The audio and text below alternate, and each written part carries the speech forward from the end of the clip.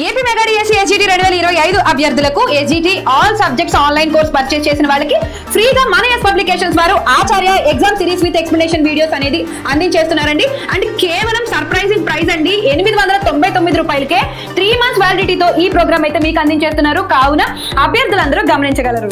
AP mega DSC school assistant 2025 అభ్యర్థులు mathematics online క్లాసులు ఎవరైతే పర్చేస్ చేసుకుంటారో వాళ్ళకి ఫ్రీగా మన ఎస్ పబ్లికేషన్స్ వారు exam series with explanation videos అనేవి మీకు ఫ్రీగా అందించేస్తున్నారు.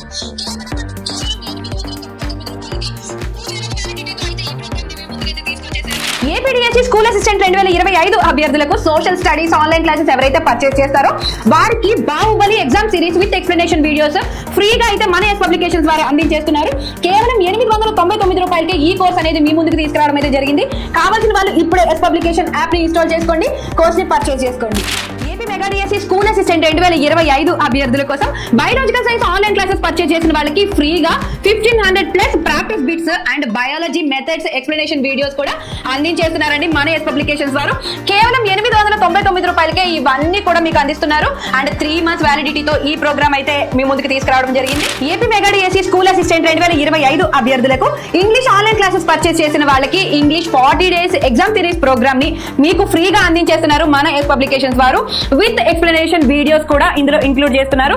సో ఈ ప్రోగ్రామ్ మొత్తం కేవలం మీకు 1999 రూపాయలకే అవైలబుల్ గా ఉందండి. 3 months వ్యాలిడిటీతో అయితే ఈ ప్రోగ్రామ్ మీ ముందుకు తీసుకొచ్చేస్తున్నారు. ఈ ప్రోగ్రామ్ పర్చేస్ చేసుకోవాలి అనుకునే వాళ్ళు ఎస్ పబ్లికేషన్ యాప్ ని ఇప్పుడే ఇన్స్టాల్ చేసుకోండి. మీకు కావాల్సిన కోర్స్ ని పర్చేస్ చేసుకోండి, హ్యాపీగా మీ ప్రాక్టీస్ ని కొనసాగించండి. ఏపీడీఎస్సీ స్కూల్ అసిస్టెంట్ 2025 అభ్యర్థులకు తెలుగు కంటెంట్ అండ్ మెథడ్స్ కేవలం 899 రూపాయలకే 3 నెలల వ్యాలిడిటీతో అందించేస్తున్నారు. AP mega DSC school assistant 2025 అభ్యర్థులకు ఫిజికల్ సైన్స్ ఆన్లైన్ క్లాసెస్ కేవలం 1999 రూపాయలకే 3 నెలల వ్యాలిడిటీతో అందించేస్తున్నారు. కావున అభ్యర్థులు గమనించగలరు.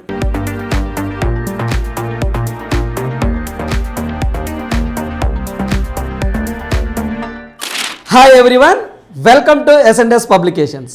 సో మనము ఈ వీడియోలో మోస్ట్ ఎక్స్పెక్టెడ్ బిట్స్ ఏవైతే ఉన్నాయో GK and current affairs point of వ్యూలో మనం ఖచ్చితంగా డిస్కస్ చేద్దామండి. ఖచ్చితంగా ఇలాంటి వీడియోస్ నుంచి మీకు ఖచ్చితంగా రాబోతున్నటువంటి ఎగ్జామ్లో మ్యాక్సిమం ఇలాంటి క్వశ్చన్సే వచ్చే విధంగా ఇక్కడ మీకు ఫ్రేమ్ చేయడం జరిగింది. చూడండి, ఖచ్చితంగా రాబోతున్నటువంటి ఎగ్జామ్లో మీకు ఎక్కువ మార్కులు వచ్చే విధంగా ఈ వీడియోస్ అనేది మీ ముందుకు తీసుకురాబోతుంది మన S&S publications. So first question చూడండి, యుఎన్ఓలో ప్రస్తుత భారత శాశ్వత ప్రతినిధి ఎవరు అంటున్నారు. సో ఇక్కడ మనం చూస్తే పర్వతనేని హరీష్ అనేది మనకి ఆన్సర్ అవుతుంది. సో ఇక్కడ మనకి పర్వతనేని హరీష్ అనేది ఆన్సర్ అవుతుంది, right. So UNO United Nations Organization అని చెప్పేసి అంటాం. ఇక్కడ చూస్తే ఫస్ట్ ఆప్షన్ రుచిరా కాంబోజ్ అండి. వీరు యుఎన్ఓకి అంటే మన భారతదేశం నుంచి ఫస్ట్ ఉమెన్గా మనకి రాయబారిగా పనిచేశారు. అంటే United nation permanent representative of India first women అని చెప్పేసి అంటాం. రుచిరా కాంబోజ్ అండి. వీరు రుచిరా కాంబోజ్ గారు 2022 ఆగస్టు నుంచి 2024 మే వరకు ఈ యొక్క భారత శాశ్వత ప్రతినిధిగా పనిచేశారు. ఫస్ట్ విమెన్ ఈమె మన భారతదేశం నుంచి. అదేవిధంగా ప్రస్తుతం వీరు పర్వతనేని హరీష్ గారు ఉన్నారు. వీరు 2024 సెప్టెంబర్ నుంచి ఎప్పుడు 2024 సెప్టెంబర్ 1 నుంచి బాధ్యతలు స్వీకరించడం జరిగింది.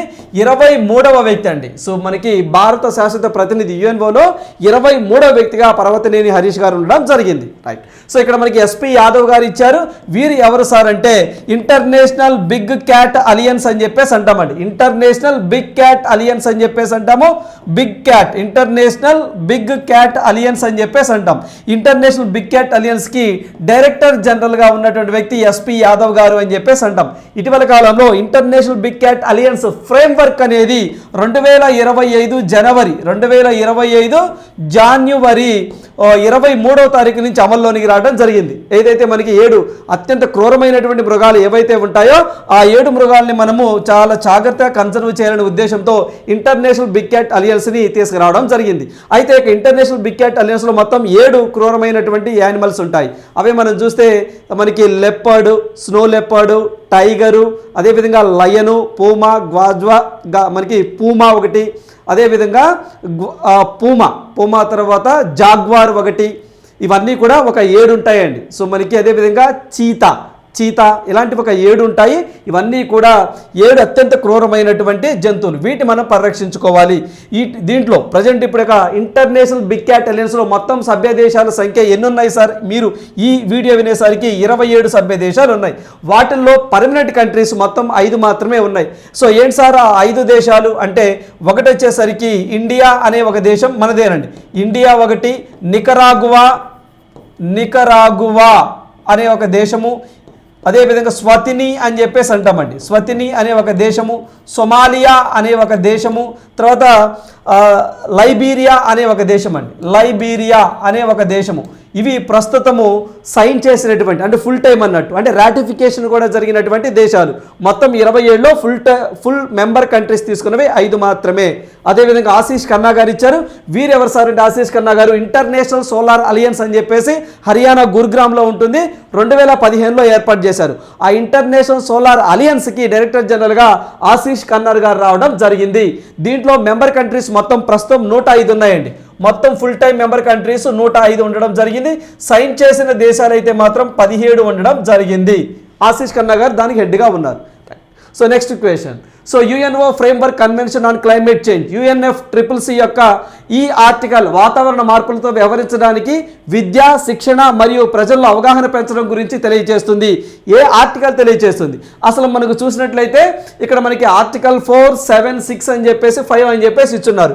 మరి దీనికి సంబంధించి ఆర్టికల్ 6 అని చెప్పేసి అంటాం. అంటే ఏంటి సార్? మీ అందరికీ తెలిసిందే కాప్ సమావేశాలండి, కాన్ఫరెన్స్ ఆఫ్ పార్టీస్ అని చెప్పేసి అంటాం. ఆ సమావేశాలను నిర్వహించేది ఎవరు సార్ అంటే UNFCCC. దాని ఫుల్ ఫామ్ ఏంటి sir? United Nations Framework Convention on Climate Change. ఏంటండి? United Nations Framework Convention on Climate Change అని చెప్పేసి అంటాం. ఈ సంస్థే ఈ యొక్క కాప్ సమావేశాలు నిర్వహిస్తూ ఉంటుంది. మరి దాంట్లో భాగంగా ఈ యొక్క వాతావరణ మార్పుల మీద వివిధ దేశాలకు కానివ్వండి, వివిధ సంస్థలకు కానివ్వండి, మనకి విద్యను కానీ అది దాని మీద అవేర్నెస్ కానివ్వండి, శిక్షణ కానివ్వండి, ప్రజల్లో అవగాహన తెలియచేయడం కోసం కానివ్వండి, ఏ ఆర్టికల్ ఈ యొక్క UNFCCCలో ఉంటుంది అని చెప్పేసి అంటున్నారు? ఆర్టికల్ 6 అని చెప్పేసి మీరు ఆన్సర్ చేయాలి. అదేవిధంగా ఈ యొక్క UNFCCC ఫుల్ ఫామ్ ఆల్రెడీ మీకు చెప్పాను. United nation framework Convention on Climate change. దీన్ని ఎప్పుడు ఏర్పాటు చేశారు అంటే, మొత్తం ఈ యొక్క అగ్రిమెంట్ మీద అన్ని దేశాలు 1992 మే 9వ తారీఖున సైన్ చేయడం జరిగింది. మరి ఇది ఎప్పటి నుంచి ఫోర్స్లోకి వచ్చింది సార్ అంటే 1994 మార్చి 21 నుంచి ఫోర్స్లోకి రావడం జరిగింది. దీని హెడ్ క్వార్టర్ ఎక్కడ ఉంటుంది సార్ అంటే జర్మనీ బన్ అని చెప్పేసి అంటామండి. ఎక్కడండి? జర్మనీ అని చెప్పేసి అంటామండి. జర్మనీ బన్లో దీని యొక్క హెడ్ క్వార్టర్ ఉంటుంది. అదేవిధంగా కాప్ 29 సమావేశం లాస్ట్ టైం ఎక్కడ జరిగింది సార్ అంటే అజర్బైజాన్ బాకులో జరిగింది. మరి ఈ సంవత్సరం కాప్ 30 సమావేశం ఎక్కడ జరగబోతుంది సార్ అంటే బ్రెజిల్లో జరగబోతుంది. రైట్. So next question. 2002వ సంవత్సరంలో భారతదేశంలో ఆమోదం పొందిన ముఖ్యమైన పర్యావరణ రక్షణ చట్టం ఏంటి అని చెప్పేసి అంటున్నారు? So wild life conservation act, tiger conservation act, environment protection act, biodiversity act అని చెప్పేసి అంటున్నారు. దీనికి సంబంధించి సరైన సమాధానము బయోడైవర్సిటీ యాక్ట్ అని చెప్పేసి అంటాం. ఈ యొక్క యాక్ట్ అని తెచ్చింది 2002. బట్ ఎప్పటి నుంచి ఫోర్స్లోకి వచ్చింది సార్ అంటే ఇది మనకి 2003 ఫిబ్రవరి నుంచి ఫోర్స్లోనికి రావడం జరిగింది. అదేవిధంగా ఎన్విరాన్మెంట్ ప్రొటెక్షన్ యాక్ట్ ఎప్పుడు సార్ అంటే మీ అందరికీ తెలిసిందే 1986 అని చెప్పేసి అంటాం. అదేవిధంగా టైగర్ కన్జర్వేషన్ యాక్ట్ అని చెప్పేసి అంటామండి. సో అందుకే ప్రాజెక్ట్ టైగర్ అని చెప్పేసి తీసుకొచ్చారు కదా 1973. సో అదొకటి గుర్తుంచుకోండి. సో మనకి టైగర్ కన్జర్వేషన్ యాక్ట్. అదేవిధంగా వైల్డ్ లైఫ్ ప్రొటెక్షన్ యాక్ట్ ఎప్పుడు సార్ అంటే 1972 అని చెప్పేసి అంటాం. ఒక నేషనల్ పార్క్ కానివ్వండి, ఒక వైల్డ్ లైఫ్ సెంచరీ కానివ్వండి, మనకి వైల్డ్ లైఫ్ ప్రొటెక్షన్ యాక్ట్ 1972 ప్రకారమే ఏర్పాటు చేస్తాం. ఇటీవల కాలంలో మనకి 107వ నేషనల్ పార్క్ అని చెప్పేసి సిమిలీపాల్ ఒడిశాలో వచ్చింది కదా. సో ఒడిశాలో 107వ జాతీయ పార్క్ గుర్తించారు కదా. ఏ యాక్ట్ ప్రకారము? వైల్డ్ లైఫ్ ప్రొటెక్షన్ యాక్ట్ 1972 ప్రకారం. అదేవిధంగా ప్రాజెక్ట్ టైగర్ ఎప్పుడు సార్ అంటే 1973 అని చెప్పేసి అంటాం. బయోడైవర్సిటీ యాక్ట్ ఎప్పుడు సార్ అంటే 2002. బట్ ఫోర్స్ మాత్రం 2003. ఎన్విరాన్మెంట్ ప్రొటెక్షన్ యాక్ట్ ఎప్పుడు సార్ అంటే 1986 అని చెప్పేసి అంటాము. సో ఈ పాయింట్లు గుర్తుంచుకోండి. సో ఆ తర్వాత నెక్స్ట్ వన్ మనం చూస్తే నౌకలపై నుండి నీటి లోతును కొలుచుటకు ఉపయోగించే పరికరం ఏంటి అని చెప్పేసి అంటున్నారు. ఎక్కడి నుంచి? నౌకలపై నుంచి నీటి లోతును కొలుచుటకు ఉపయోగించేటువంటి పరికరం ఏంటి అని చెప్పేసి అంటున్నారు. సో మరి ఆ పరికరాన్ని మనం ఒకసారి చూసినట్లయితే బారోమీటర్ అని చెప్పేసి అంటామండి. బారోమీటర్ అంటే వాతావరణ పీడనాన్ని తెలియచేయడానికి బారోమీటర్ను ఉపయోగిస్తాం. గుర్తుంచుకోండి, ఇవి వాతావరణ పీడనాన్ని కొలవడం కోసం బారోమీటర్ను ఉపయోగిస్తాం. ఇక్కడ నానోమీటర్ అని చెప్పేసి అన్నారండి. తరంగ దైర్ఘ్యాలను ఓకేనండి, అణువుల మధ్య దూరాన్ని తరంగ దైర్ఘ్యాలను అణువుల మధ్య దూరాన్ని కొలవడం కోసం నానోమీటర్ ఉపయోగిస్తాం. దీనికి ఆన్సర్ ఏమవుతుందంటే పాథోమీటర్ అని చెప్పేసి అంటాం. ఈ పాథోమీటర్తో ఏదైతే నౌకలపై నుంచి నీటి లోతును కొలుస్తారు. అదేవిధంగా హైడ్రోమీటర్ అని చెప్పేసి అన్నాం. ఇది మనకి ద్రవాల సాంద్రతను కొలవడానికి ఉపయోగిస్తారు. ఓకేనా, ఏది ద్రవాల సాంద్రతను. ఇది మనకి ఆర్కిమెడిస్ సూత్రం ప్రకారం పనిచేస్తుందండి, గుర్తుంచుకోండి. ఆర్కిమెడిస్ సూత్రం ప్రకారము హైడ్రోమీటర్ పనిచేస్తుంది ద్రవాల సాంద్రతను కొలవడం కోసం. అదేవిధంగా నానోమీటర్ గానే అణువుల మధ్య దూరాన్ని తరంగ దైర్ఘ్యాలను కొలవడం కోసం. అదేవిధంగా బారోమీటర్ అంటే వాతావరణ పీడనాన్ని కొలవడం కోసం ఉపయోగిస్తాము. రైట్. సో నెక్స్ట్ క్వశ్చన్, ప్రస్తుతం ప్రపంచ బ్యాంక్ అధ్యక్షుడు ఎవరు? వరల్డ్ బ్యాంక్ ప్రెసిడెంట్ ఎవరు అంటున్నారు. సో మనకి మనకి క్రిస్టాలినా జార్జీవా అంటున్నారు. సో వీరు వచ్చేసరికి IMF ఇంటర్నేషనల్ మానిటరీ ఫండ్ హెడ్గా ఉన్నారు. 1944లో దీన్ని ఏర్పాటు చేశారు. దీని హెడ్ క్వార్టర్ అనేది వాషింగ్టన్ DC అమెరికాలో ఉంటుంది. సో వీరు కాదు, కేథరిన్ M. రసెల్ అని చెప్పేసి అంటాం. వీరు వచ్చేసరికి యూనిసెఫ్ అని చెప్పేసి అంటామండి. సో వీరు న్యూయార్క్ కేంద్రంగా ఉంటుంది, ఇది దానికి హెడ్గా ఉన్నారు. అదేవిధంగా ఇంద్రమిత్ గిల్ అని చెప్పేసి అంటాం. వీరెవరు సార్ అంటే వరల్డ్ బ్యాంక్కి చీఫ్ ఎకనమిస్ట్గా, ఎవరండి? చీఫ్ ఎకనమిస్ట్గా ఉండడం జరిగింది. ఎకనమిస్ట్ అని చెప్పేసి అంటాం. సో వీరు, ఓకేనా. సో ఇంద్రమిత్ గిల్. సో దీనికి సంబంధించి ఎవరు కాదు. మరి ఎవరు కాకపోతే ఎవరు? అజయ్ బాంగా అని చెప్పేసి అంటామండి. ఎవరండి? అజయ్ బాంగా అని చెప్పేసి అంటాం. అజయ్ బాంగా అనే వ్యక్తి వరల్డ్ బ్యాంకుకి ప్రెసిడెంట్గా ఉన్నారు. ఎన్నో ప్రెసిడెంట్ సార్ అంటే 14వ ప్రెసిడెంట్ అండి. గతంలో డేవిడ్ మాల్పాస్ అని చెప్పేసి అమెరికా దేశానికి సంబంధించిన వ్యక్తి ఉండేవారు. ఇప్పుడు మనకి అజయ్ బాంగా గారు ఉన్నారు. అజయ్ బాంగా గారు కూడా అమెరికానే, బట్ భారత సంతతికి సంబంధించినటువంటి పర్సన్. వారు మహారాష్ట్ర పూణేలో జన్మించారు, బట్ సెటిల్డ్ ఇన్ అమెరికా. గతంలో మాస్టర్ కార్డ్ CEO కూడా చేస్తున్నారు. 2016లో అజయ్ బాంగా గారు పద్మశ్రీ అవార్డును కూడా మన భారతదేశం నుంచి పొందడం జరిగింది. సో ఇక్కడ మనకు సరైన సమాధానం అజయ్ బాంగా అని చెప్పేసి అంటాము. రైట్. సో నెక్స్ట్ క్వశ్చన్ చూద్దాం, చూడండి. సో భారతదేశంలో మొట్టమొదటిసారిగా క్రింది విశ్వవిద్యాలయాల్లో జనాభా భౌగోళిక శాస్త్రం అభివృద్ధి అధ్యయనాన్ని ప్రవేశపెట్టారు. ఏ యూనివర్సిటీలో ప్రవేశపెట్టారు అని చెప్పేసి అంటున్నారు. దీనినే మనం ఇంగ్లీష్లో జనాభా భౌగోళిక శాస్త్ర అభివృద్ధి అధ్యయనం అని చెప్పేసి అంటున్నామండి. మరి దీన్ని ఎవరు ప్రవేశపెట్టారు అని చెప్పేసి అంటున్నారు. సో మరి దీన్ని చూస్తే దీన్ని ఇంగ్లీష్లో మనం ఏమంటారంటే డెవలప్మెంట్ ఆఫ్ పాపులేషన్ జియోగ్రఫీ అని చెప్పేసి అంటామండి. పాపులేషన్ జియోగ్రఫీ అని చెప్పేసి అంటాం.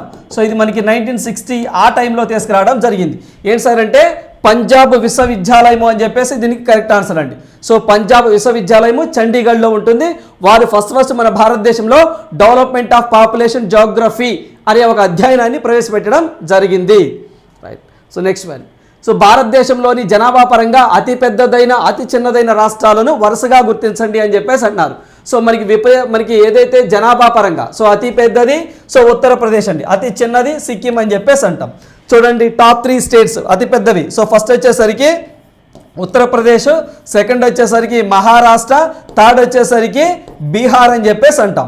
అదేవిధంగా లీస్ట్ అయితే మాత్రం ఫస్ట్ సిక్కిం అని చెప్పేసి అంటాము, ఆ తర్వాత వచ్చేసరికి గోవా అని చెప్పేసి అంటాం, తర్వాత మిజోరం అని చెప్పేసి అంటామండి. సో ఇది మనకి పాపులేషన్ పరంగా అతి చిన్నవి, ఇవి అతి పెద్దవి అని చెప్పేసి అంటాం. ప్రపంచవ్యాప్తంగా పాపులేషన్ ఎక్కువ ఉన్నటువంటి దేశాలలో భారతదేశం ఎన్నో స్థానంలో ఉంది?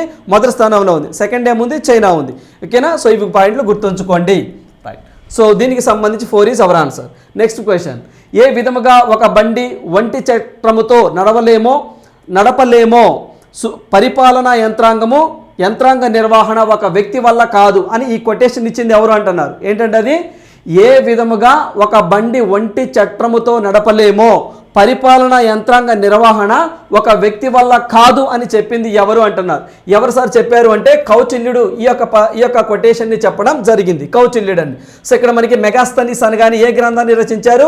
ఇండికా అనే ఒక గ్రంథాన్ని రచించారు. సో వీరు గ్రీక్ దేశానికి సంబంధించినటువంటి పర్సన్. సో చంద్రగుప్త మౌర్యుని కాలంలో వీరు మన భారతదేశానికి రావడం జరిగింది. మీరు హిస్టరీలో కూడా చదివే ఉంటారు, చంద్రగుప్త మౌర్యుని కాలంలో వచ్చారు. తర్వాత ఫాహియాన్, వీరు చైనా దేశానికి సంబంధించినటువంటి చరిత్రకారుడు. సో ఈయన కూడా చంద్రగుప్తుడి కాలంలో రావడం జరిగింది. అదే విధంగా ఇక్కడ ఆన్సర్ వచ్చేసరికి కౌటిల్యుడు అండి. సో దీనికి ఏమవుతుంది సార్ అంటే కౌటిల్యుడు అవుతుంది. రైట్. సో నెక్స్ట్ క్వశ్చన్ 2003లో చేసిన ఈ క్రింది రాజ్యాంగ సవరణ చట్టం ప్రకారం కేంద్ర మంత్రి మండలిలో మొత్తం సభ్యుల సంఖ్య లోక్సభ మొత్తం సభ్యులలో 15% మించరాదు. ఏ యొక్క సవరణ ప్రకారం మించరాదు అని చెప్పేసి అంటున్నారు. సో ఇక్కడ మనం ఆన్సర్ చూసినట్లయితే సో 9th వన్ అండి. సో మనకి ఏది కాదు అని చెప్పేసి అంటాం. సో ఇక్కడ మీరు క్వశ్చన్ చదివేటప్పుడే క్వశ్చన్ కూడా చాలా జాగ్రత్తగా చదవాలి. ఏ సంవత్సరంలో రాజ్యాంగ సవరణ చట్టాన్ని చేశారు అని అడుగుతారు. 2003లో. ఎంత శాతం అని చెప్పేసి ఒక్కోసారి అడుగుతారు. 15% మించకూడదు. ఏ రాజ్యాంగ సవరణ ద్వారా? 91వ రాజ్యాంగ సవరణ ద్వారా. ఇక్కడ మనకి 91వ రాజ్యాంగ సవరణ అని చెప్పేసి ఉండాలి. సో అందువల్ల ఒక్కోసారి ఎంత పర్సంటేజ్ మించకూడదని అడుగుతారు, ఏ సంవత్సరంలో దీన్ని తీసుకొచ్చారని అడుగుతారు, ఏ రాజ్యాంగ సవరణ అని అడుగుతారు. సో ఈ 3 పాయింట్స్ మనం గుర్తుంచుకోవాలి. Next question. సో మనకి నెక్స్ట్ క్వశ్చన్ చూసినట్లయితే విశాఖపట్నం జిల్లాలో ప్రవహించే 2 నదులను కింద ఇచ్చిన ఆప్షన్లో ఏవి అని చెప్పేసి అంటున్నారు. సో ఇక్కడ మనం చూస్తే శారద మరియు తాండవ అనేవి విశాఖపట్నంలో ప్రవహించేటువంటి 2 నదులు. మరి ఆ విశాఖపట్నానికి గల నిక్ నేమ్స్ ఏంటి సార్ అంటే జ్యువెల్ ఆఫ్ ఈస్ట్ కోస్ట్ అని చెప్పేసి అంటామండి. ఈస్ట్ కోస్ట్ అని చెప్పేసి అంటాం.